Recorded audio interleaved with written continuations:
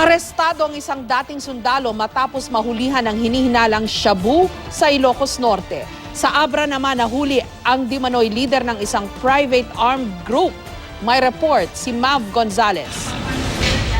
Kalaboso ang isang dating sundalo matapos mahulihan ng droga at mga armas sa Barangay Baduang, Pagudpud, Ilocos Norte. Dalawang malaking pakete ng hinihinalang shabu ang nakuha mula sa sospek na si Efren Lagazo Jr., isang dating sundalo na nag-AWOL sa serbisyo noong 2010. Nasamsam din ang isang rifle grenade at ilang gamit sa combat operation na nakatago sa kisame ng kanyang bahay. Number 1 sa target list ng Provincial Anti-Illegal Drug Special Operation Task Group si Lagazo. Hindi na pumalag ang sospek pero itinanggi niya ang paratang. Anya, isa siyang ahente ng PIDEA. Sinampahan na ng reklamo ang sospek sa piskalya. Arestado ang itinuturing na most wanted na leader umano ng isang private armed group sa lalawigan ng Abra. Kinilala ang suspect na si Vincent Guzman. Wanted si Guzman sa ilang kaso ng murder at frustrated murder.